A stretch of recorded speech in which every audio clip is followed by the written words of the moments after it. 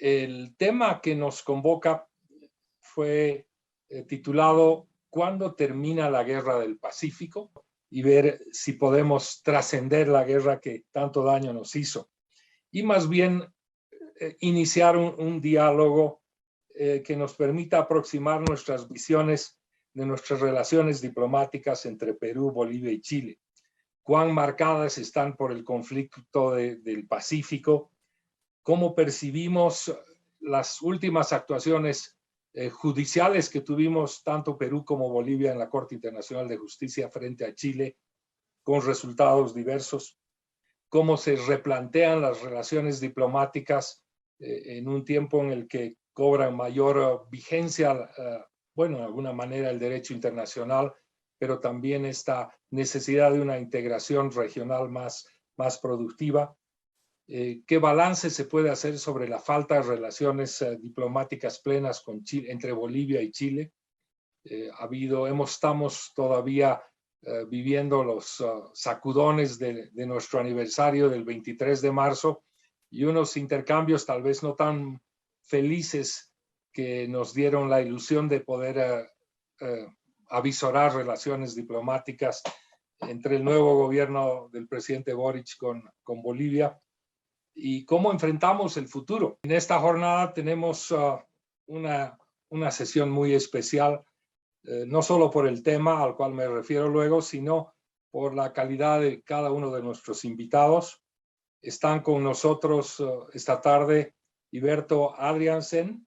Él es un sociólogo peruano, investigador de DESCO, catedrático de la Universidad Católica del Perú. Fue asesor del presidente Valentín Paniagua, asesor también de la Secretaría General de la Comunidad Andina y del canciller Rafael Roncagliolo. También fue profesor de la Academia Diplomática del Perú. Damos la bienvenida a don Iberto Adriansen. Simplemente quiero comenzar diciendo que encuentro muy valioso comenzar a discutir estos temas, porque creo yo que por dos razones. La primera es que vivimos una transición geopolítica desde el punto de vista vital, importante. O sea, el mundo va a cambiar, no sé en cuánto tiempo, pero el mundo va a cambiar. Es casi lo que algunos llaman la transición geopolítica, que implica básicamente la posibilidad, la oportunidad de un mundo multipolar, de un mundo que se respete más el derecho internacional y que por lo tanto exista una posibilidad, digamos, ya no solamente de una sola potencia, sino de varias potencias con una distribución de poder y un balance de poder actual. Y que además tiene que ver, en mi opinión, con la emergencia, lo que, no solamente de otra potencia que es la China, sino de otro, digamos, continente, ¿no? Que es el Asia. Estamos pasando de Occidente al Asia. Fíjese la magnitud del tránsito. Y lo segundo que me interesa decir, que somos vecinos. O sea, a diferencia de lo que ocurre en la vida cotidiana, los países no se pueden mudar. Están obligados, en mi opinión, a buscar un tipo de arreglo de convivencia. Me parece fundamental partir de ese principio. O sea, nadie puede vivir en esta especie de permanente conflicto. Y en ese sentido, yo simplemente quiero decirles que las relaciones con Chile, desde el punto de vista económico, son bastante buenas. O sea, hay una invasión, entre comillas, económica importante. O sea, para que tengan una idea, nomás simplemente lo que les quiero decir, ¿no? En el caso del retail, Perú es más importante para Totus, que es una empresa chilena, que Chile. O sea, Totus, Wong, en fin, LAN Chile, o Latam, que se llama ahora, Home Center, venta de construcción y venta de viviendas, está metido también en minería, está metido en producción de gas, en fin, o sea, está metido en todo lo que es ferretería, ¿no? O sea, Latam controla el 80% de los vuelos internos de tu país, Wong y todos son vitales, son más importantes que las empresas que ellos tienen en Chile, para que tengan ustedes en cuenta la magnitud, ¿no? Y sus inversiones llegan un poco más a más de 16.000 millones de dólares en Chile. Somos el tercer socio o el sector, el país inversor respecto a Chile, ¿no? Y eso va en contraste con lo que es Bolivia, o sea, donde el comercio es bastante bajo, o sea, y por lo tanto lo que más exportamos, lo que más hay desde el punto de vista en Bolivia son peruanos. Déjenme decir que hay dos consulados en La Paz, ¿sí? Uno que está en el Alto y otro que está en Bolivia. Entonces,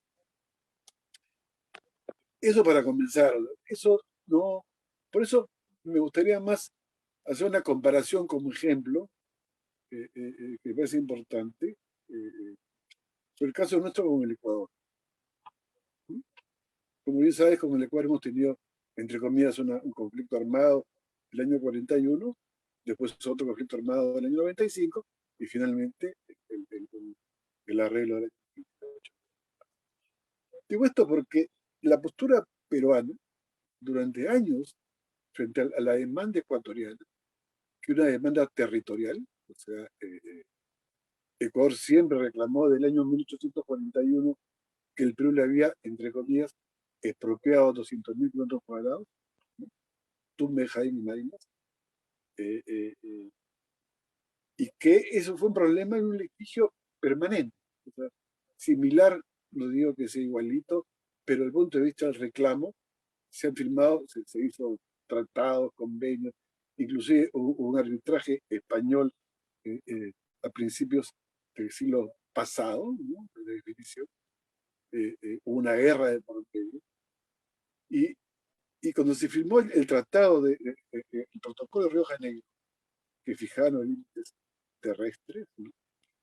La postura peruana siempre fue decir, no hay problema con el Ecuador, ¿no es cierto? Cuando el Ecuador levantaba una demanda, acá la Cancillería, el Estado peruano decía, no hay problema con el Ecuador porque y hay un tratado que es el protocolo y por lo tanto eso ha resuelto el problema. Acá hubo un embajador que es muy importante, que fue canciller, que se llamó, o que se llamó porque se murió, Carlos García Bedoya. El segundo edificio más grande después de Torre Tagle lleva su nombre. Él es considerado el gran modernizador de la diplomacia peruana, ¿no es cierto? Para los como el gran diplomático, junto con Ulloa y con Porras, de este siglo pasado, los últimos 50 años, ¿no? Y García Bedoya sostuvo una cosa un poco distinta, ¿no? Decía, fíjense, no hay acuerdo de límites, pero hay un problema. Y tenemos que reconocer que hay un problema. Me parece que es fundamental para manejar bien el tema, hay un problema. Y lo que tenemos que hacer frente a un problema es rodear el problema. Y tuvo esa estrategia de acercamiento binacional, bilateral, de construcción, de desvío de ríos, Huyango Tumbes y qué sé yo, y que fueron fijando las fronteras. Es decir, que es un poco el diseño de la cooperación como elemento central de la política exterior. Y no se ve el conflicto, ¿no es cierto? O sea, eso no implica que en el Perú el tema de Chile y el tema de Bolivia sea un problema.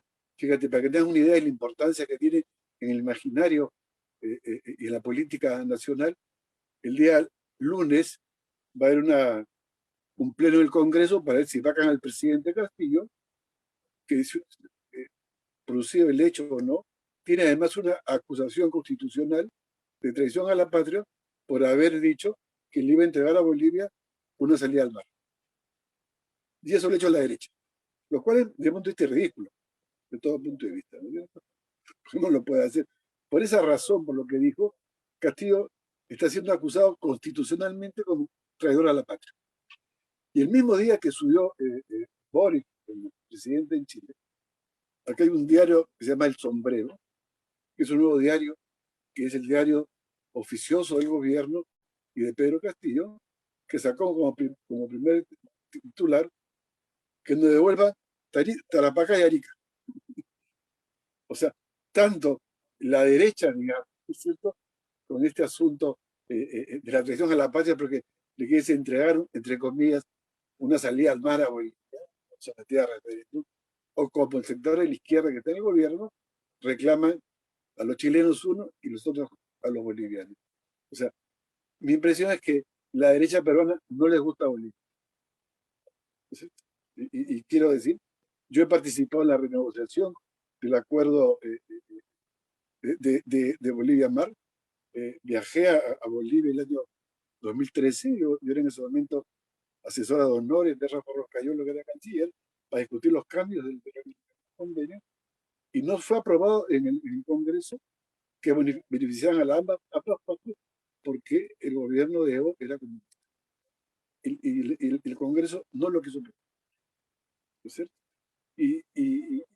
Y así como tú puedes encontrar esta posición en la derecha, también la puedes encontrar en el caso en sectores de la izquierda y también de la derecha respecto a los problemas históricos que ha habido con Chile y que se mantienen hasta ahora, porque finalmente yo creo que reconocer que hay problemas es un primer paso a la solución del problema. Entonces, yo creo que en el sentido que, como decía Pedro García Doya, no hay problema de límite, hay un problema de vecindad. Tú no puedes tener un vecino que te tira la basura en la puerta de tu casa, ¿no es cierto?, todos los días. Y como no te puedes mudar, tienes que soportarlo. Entonces, yo creo que, y en ese sentido, me parece que comenzar a hablar las cosas con mucha sinceridad. Con mucha sinceridad, ¿no es cierto? Porque yo soy además profesor de la Academia Diplomática de Perú. Y si tú comparas los conflictos ecuatoriano-peruanos con los conflictos peruano-chilenos, son de raíz y naturaleza distinta.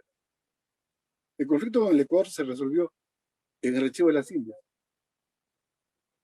¿no es cierto? Más allá de dos pequeños conflictos, ¿no es cierto?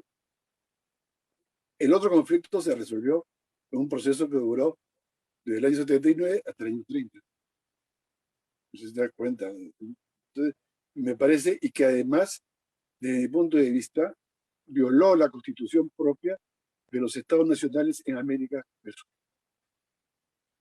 Y que por lo tanto tuvo ese problema de nacimiento. A diferencia del problema del Ecuador, que era un problema desde mi punto de vista de límites coloniales que fueron resueltos estudiando bien los límites. Entonces me parece que hay que reconocer eso de partida. O sea, yo sé que hay un tratado firmado con Bolivia, pero otra cosa es el espíritu de los habitantes de un país, ¿me entiendes? Y nada, sacamos diciendo que estamos cansados y qué sé yo. Si no afrontamos la historia como se debe afrontar, o sea, fastidia que le fastidie, duela que le duela, y yo creo que yo soy pues un abanderado por ello de la integración como solución, porque en la naturaleza del problema está pues la solución, en el reconocimiento que es un problema, que uno mira cómo se constituyen las naciones, cómo fijan los límites y su diferencia, cómo fijan los límites. Lo cual fue un tema que yo llamo de la herencia colonial. El problema entre Bolivia y Chile es un problema republicano, para ponerlo en esos términos. Y que para nosotros, felizmente, que se demora además en macerar el problema, ¿no es cierto? Cada cierto tiempo aparecen este tipo de reclamos en el Perú, en fin, ¿no? O sea, no nos gusta que se copien el dulce de leche o el supero de limeña, etcétera, etcétera, siempre hay esos problemas. Y que en el fondo lo que expresa es esta desconfianza, más allá que nos va muy bien en las relaciones con Chile, a nivel económico son indudablemente buenas, o sea, el contacto que tenemos nosotros como peruanos con el capital chileno, para ponernos en esos términos, es permanente.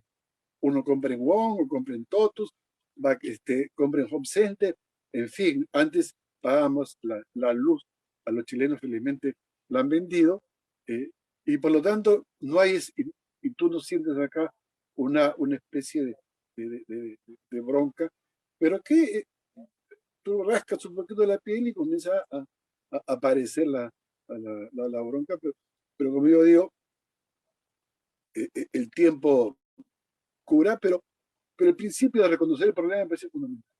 Yo creo, por eso me gusta comparar estos dos problemas como soluciones. Lo digo porque yo estuve también muy comprometido en la fijación de límites marítimos con el Ecuador en el año 2009-2010, perdón, sí, 2009-2010, y viajé muchas veces al Ecuador desde el año 85-86 para estudiar y ver problemas como el Ecuador, y que mi tesis es, cuando se soluciona el problema entre Perú y Ecuador, Ecuador se libera de un patriotismo que estaba dirigido contra el Perú. O un nacionalismo, perdón, que estaba dirigido contra el Perú. Yo le diferencia entre el nacionalismo y el patriotismo. Es decir, consiste en que el nacionalismo es tu enemigo externo. El patriotismo configura un estado de ciudadanía mucho más democrático. Es el amor al país y a sus habitantes, perdón de los términos, ¿cierto? Y yo creo que liberado desde mi punto de vista, que fue muy costoso en Ecuador, y era muy valiente el Ecuador, lo enfrentó, porque un viejo reclamo, tú encontrabas libros en el Ecuador que se titulaban El imperialismo peruano y salía pues un inca. Así era más o menos la matriz de pensamiento en el Ecuador. Y que liberados y finalmente aceptado ese convenio, ese acuerdo de tratado del año 98, y con un gran trabajo del Estado ecuatoriano, convenciendo a su población de la importancia del tratado, es que ya no hay problema con el al revés, un vuelco fundamental hacia el Ecuador. El Ecuador es el Perú y el Perú es el Ecuador. Y que lamentablemente, como también sucede con Bolivia, no es trabajado suficientemente ni por los ecuatorianos, ni por los peruanos, ni por los bolivianos. O sea, yo encuentro envidiable el comportamiento que tiene Chile y su visión de invertir en países vecinos, que me parece muy interesante. Porque eso genera otras condiciones, inclusive te limita tu propio comportamiento, porque tienes otras responsabilidades que no solamente son un viejo recuerdo. Entonces, mi opinión, digamos, es que hay que partir del principio que tienes un problema. Y que tienes un problema por la naturaleza del problema. O sea, es un problema, yo encuentro el problema, no quiero con nadie polemizar, nada por el, un problema que tiene que ver, como mucho al principio, con la constitución de las naciones y los estados nacionales. Y ese es un grueso problema. Y lo segundo que quiero plantear, digamos, es un poco una forma de comenzar a resolver el problema que el principio es rodear. Fíjense, vean, si uno se pone a pensar, yo era parlamentario andino, viajé a Tacna. O sea, Tacna tiene 5 millones de pasos al año de peruanos a Chile. Es impresionante el flujo que hay, el tránsito de ida y vuelta. Ahora con la pandemia, obviamente, bajó mucho. La cantidad de compras que hacen los chilenos en Tacna, hacen su mercado, ¿cierto? Se atienden en Tacna, se revisan la salud y todo lo demás. Y por lo tanto, y que uno se da cuenta que Tacna y Arica están unidos. O sea, no es casual que hay ese tránsito. ¿Por qué digo esto? Porque yo creo que la independencia dividió zonas económicas, geográficas que estaban. Es lo mismo el norte peruano con el sur ecuatoriano. Los mismos apellidos, la misma música, los mismos dulces, y sucede lo mismo entre el occidente boliviano y el sur peruano. Yo el año 82 fui trabajaba por un diario, fui a la transmisión de mando en ese momento de Siles Fácera, ¿no? Que ganó la UDP, y conocí al ministro de Asuntos Campesinos, que tenía un primo en Punta. Entonces, pensar en estas zonas geográficas, como es el norte de Chile, el occidente boliviano, el sur peruano, aquí en el Perú se discutió mucho eso. Mucho eso. Arequipa, Moquegua, Tacna, Puno, sobre todo, están muy interesados, hacen foros, seminarios, para justamente discutir la forma de integración que yo encuentro que muchas veces el reticente a eso es el propio Perú, digamos. O sea, me da la impresión. Entonces, partiendo del problema es cómo rodeo el problema. Te reconoce. Yo mecanismo son estas integraciones fronterizas binacionales que se requiere un gran esfuerzo del Estado. Y creo que en el caso boliviano con el Perú, yo sé que no se aprobó el convenio, y me parece que hay un esfuerzo mayor de Bolivia a utilizar lo que es boliviano, ¿no? Y me parece que eso va a ayudar y comenzar como no hay mejor seguridad inclusive que fronteras vivas. O sea, las fronteras no pueden servir para vivir, sino para vivir. Y yo iría en ese sentido. Es un poco mi reflexión sobre este problema eh, eh, de Chile con Bolivia y de los tres países, que en primer lugar es un problema, en mi opinión, bilateral, pero que el Perú puede participar de buena fe. Pero creo que es fundamental entender eso, ¿cierto? O sea, y tan es así, para ir terminando, para que vean ustedes, se encuentra la importancia que hay en el Perú en este tema, en la diplomacia. Uno encuentra que finalmente la diplomacia peruana, o los diplomáticos peruanos, o se divide en cierta manera entre la gente que tú puedes calificar, entre comillas, pro-chilena, y gente que puedes calificar pro-boliviana. Y el argumento de uno, el primero, es que el 29, cuando Chile opta por tener fronteras con el Perú, opta por tener una relación con Chile y no con Bolivia en términos prioritarios. Entonces, es un tema de fondo, es un tema profundo, o sea, digamos, y donde me parece que lo primero que hay que hacer es reconocer el problema, afrontarlo como tal, ver cuáles son sus raíces y su naturaleza. Quiero terminar con una cosa. Yo hice un texto hace unos años que se llamaba El abrazo ausente, que era sobre las relaciones entre Perú y Chile.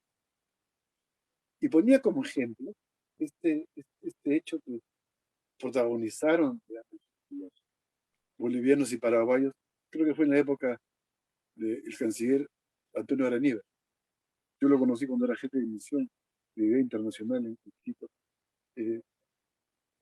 que se pusieron de frente a frente los ejércitos paraguayos y bolivianos, descargaron sus fusiles y se abrazaron, devolvieron los trofeos de guerra y pusieron fin a la guerra, simbólicamente.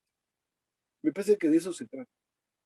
Uno pone fin a una guerra que está en tu imaginario. Y la única forma es con hechos. Entonces, y me parece que ese abrazo que creo que nos falta a todos, ¿no? Sobre todo a chilenos con bolivianos, a chilenos con peruanos, o peruanos con chilenos, sería estupendo hacerlo.